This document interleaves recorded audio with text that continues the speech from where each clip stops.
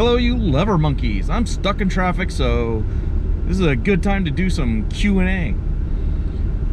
So I've got a question here. Don't know where I got it, but I know one of you guys posted it. It's how did I learn how to run the trencher? Well, short story is it showed up, mechanic pointed at each switch, told me what they did, and left me to my own. That's how I learn a lot of my equipment. It shows up, they drop it off, and they leave. And then it's jump on it and swim or die. I've got enough experience that I can figure things out. I know what I want to do. I just need to figure out how the machine does it and do it. Make alterations as you go. You learn as you go. Okay, that doesn't work. Switch it up. Try the next thing. Pretty simple. Okay, here's another common question I get.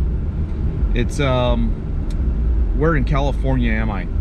Well, I'm in the Central Valley. I work all over, way up north, way down south. I mean, staying in the Local 3 area. I'm Local 3 operating engineers. So that should answer that question. All right.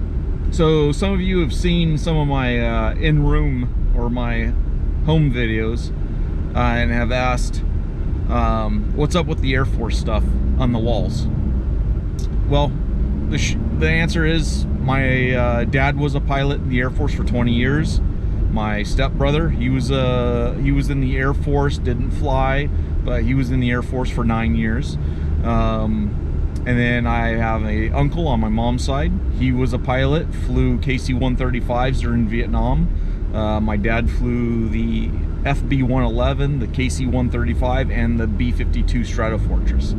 So, you know, he did his time. He did a lot of stuff in there, and that's his story. But that's why I have all the Air Force stuff. I really love flying, and I eventually want to get my pilot's license and become a pilot and just fly general aviation and have fun. Probably get a bush plane or something. That's really what I'm looking to do. All right, so Etney Burtney, I think that's how you say it. Don't kill me because I got it wrong. But asks what my favorite excavator is. Well, one that's got an air conditioner and a radio. You know, I don't care. To be honest, I run machines, some of the biggest garbage machines. I've run some of the best machines. But my all-time favorite one that I ever ran, that I had the pleasure of running, was a 2-year-old Cat 385 with basically kind of their medium reach on it, who has had 53 feet of reach from the rig to the teeth. I could dig a 35-foot long set if I was digging storm drain or something like that. That was like 6 feet deep, and 515 horsepower. The thing was just enormous. Had like 6 foot of clearance underneath it. You track over damn near anything. Manhole in your way? Sure, why not just track over it? It's not too high for me. But that was my all-time favorite machine to run. There was nothing you couldn't reach for. If you were digging sewer in the middle of the road, you could reach out and dump your dirt in the middle of a house pad. I mean, it was quite a machine. Fast. It was as fast as my Cat 350 that I ran. It was just like twice the machine. It was just awesome. Dirty 1818 asks, do I do all my own maintenance on my machines? Oh God, no. Thank God I don't have to.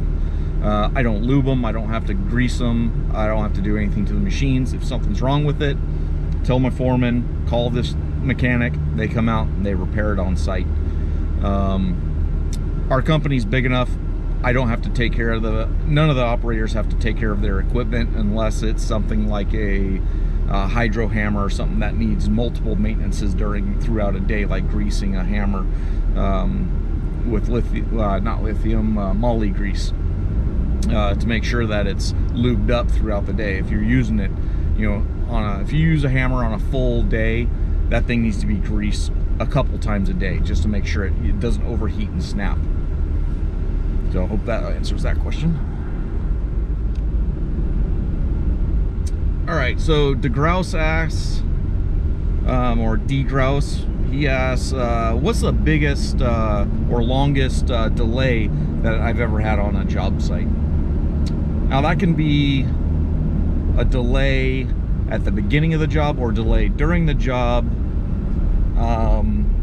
There's a couple of different ones. So I have a video that's up. You can search it out. It's a short one. It's about the pipe. That one delayed us about 3 days, 3 to 4 days, I believe it was. And it's been a long time since I had a big delay like that. That was a job shutdown delay. And we tried to do whatever we could, cleaning the job and stuff. Just the company kept us busy, trying to do other things. We had other things that we could do to stay busy while we resolved that issue. Now, another delay that I had, which was a pretty brutal one, was we were doing night work paving, doing patch paving our ditch that we had done. So our ditch was already been dug, rocked, compacted. We had cut back to everything, so now we're coming back through and we're digging out for about 3 inches of asphalt and patch paving it. We were doing it at night, and we were doing about 300 feet a night. That's about what our crew could do. We had a crew of like 4 guys. So me digging, a couple laborers, and a foreman, and I think maybe he had 3 laborers. But anyways, the delay was caused by the batch plant that was making the asphalt. I had dug out about 100 feet, and we got a call. My foreman at the time came to me and says, stop digging, get the plates out, we got to plate all this. What the hell? So he says somebody fell into the batch plant and died. So that shut us down for about 3 days while they did an investigation into what happened to that guy, how he fell in, why it happened, and you know, that kind of thing. I've been through delays of jobs where, again, accidents on the job site, where I was working for a company. We were renovating a quarry into a park for people to play with, and this was back in the 90s. The dozer did not push off the vertical, so we were doing like 60-foot slope cuts, 3-to-1s down to the water, and the quarry had like 60-foot verticals, and the vertical didn't get pushed off. And the scraper hand, the lead guy, they were running 637 push pulls, and the lead guy came in, got too close to the edge, and about 20 feet of the bank fell off the edge. It just slid right off with the rear scraper on it. The front scraper managed to get by. The back scraper ass end came down, and the front bail came off the hook, ass end hook of the front scraper, and he rolled 3 times and landed upside down in the water, and only had about that much of a tire sticking out of the water. The operator he survived. He popped out of the water, swam to the shore. There was a mechanic that was working on a J stand for water trucks at the time, and he was in the water looking for the operator in the machine. And a running joke on here was the only reason the mechanic jumped in there is because he hates operators. He was bitching at him saying, hey, turn that fucking machine off, making sure he shut the engine off when it went upside down in the water. So that was just kind of a running joke for us for a while. But the operator that was in the machine, he was belted in, he hit the water, and all he says is, all he remembers is unbuckling his seatbelt and popping out of the water. He doesn't know how he got out of the machine. Later, when we recovered the machine out of the lake, a scuba diver went down and said all the windows and doors were closed. So the only thing we can think of is he got ejected and the door shut after, or he went out a window and the window shut after. Somehow he got out, but it was a miracle the guy survived. Let's see. those are all the major delays. Yeah, that delay, that one stopped us for like 2 days. I mean, it just stopped the scraper spread. It didn't stop the rest of the spread. Digging and other things like that still continued.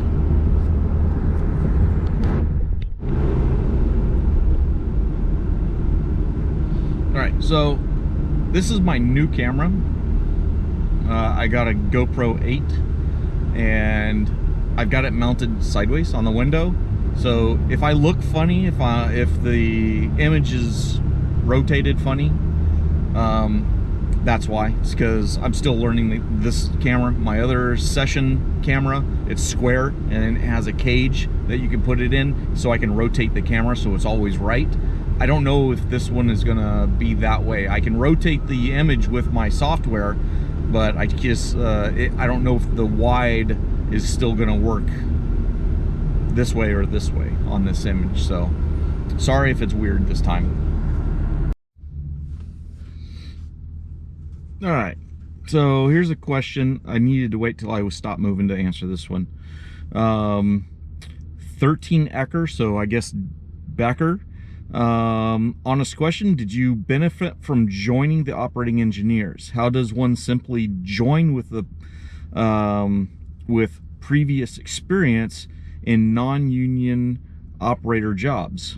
So he's asking, how do you join the union with non-union experience?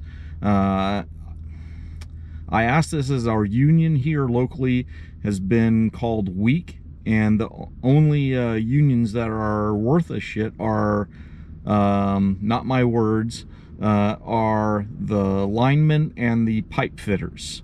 Those are, I mean, here in California, those are amazing freaking unions, very strong unions. So that goes probably around the country that way. I'm skeptical, but also very open to options or opinions. So in California, if you're not union, you don't get a living wage.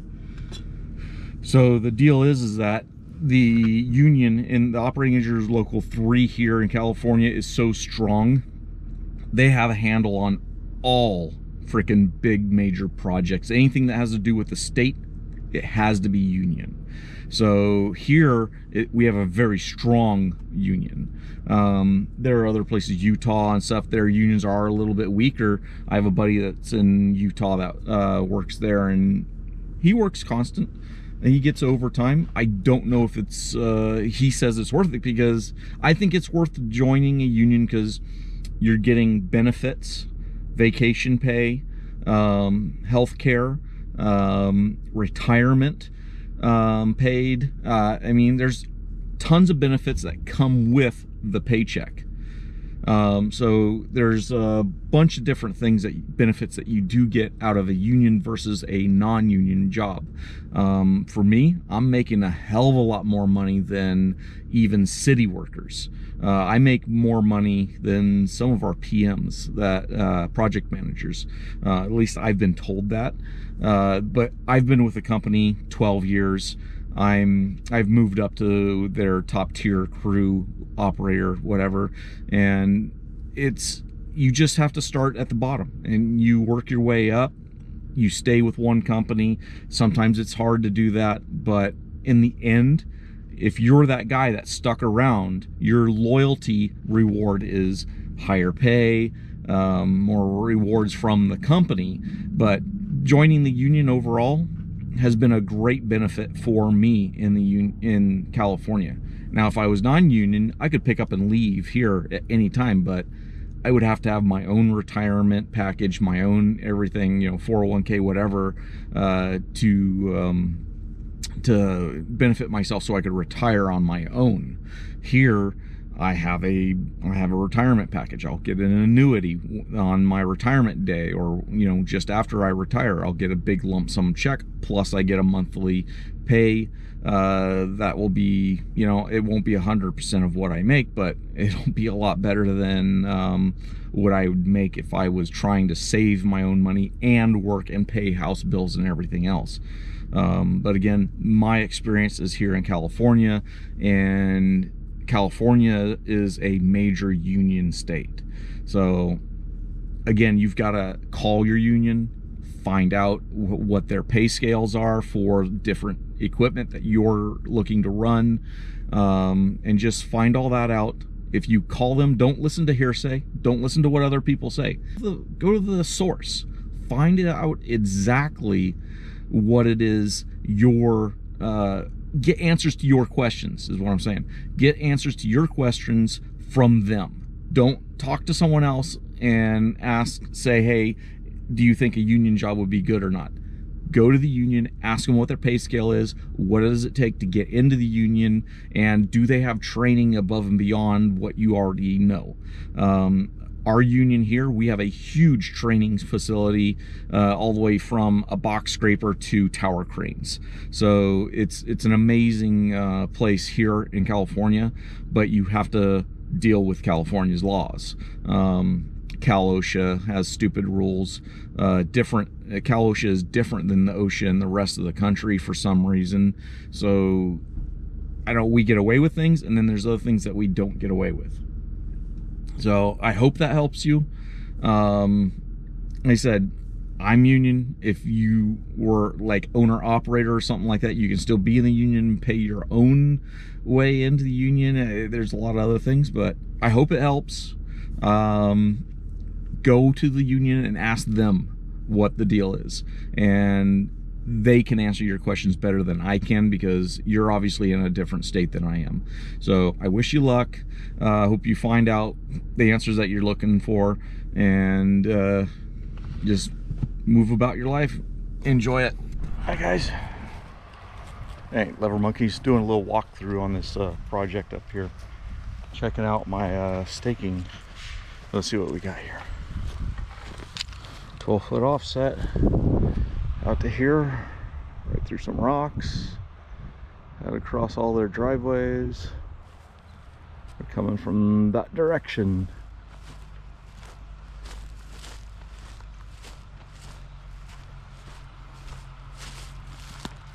Come through here. I am not sure where it goes from here. I got some old staking. Where's that? A new stake back there. Oh, I think we got a new stake back here. Oh, existing manhole. So we're probably gonna rip this out. And we're coming from that direction. So that looks like a lot of fun. Blue ribbons. I'm guessing the blue ribbons mean we can take those out. Watch out for snakes. Oh yeah, this will be fun.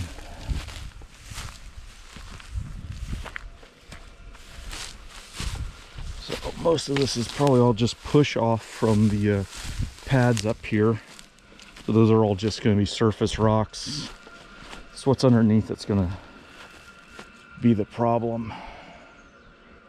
So manhole coming through all this. Through here, that tree will disappear.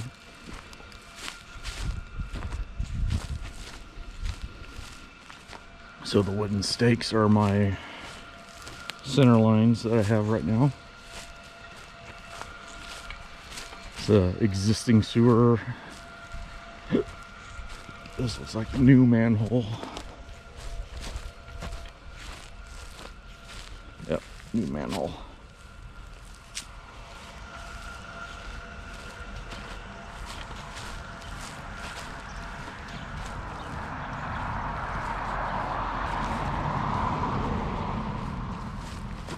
That's a fire hydrant and out into the street.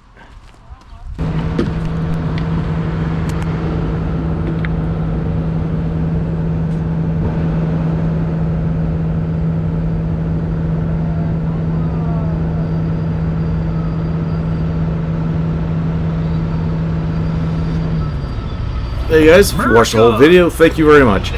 If you liked the video, give me a thumbs up. If you didn't like the video, thumbs down. Don't forget to like, subscribe, hit the little tinker bell. God damn. that's a whole lot of trailer. See you guys on the next one.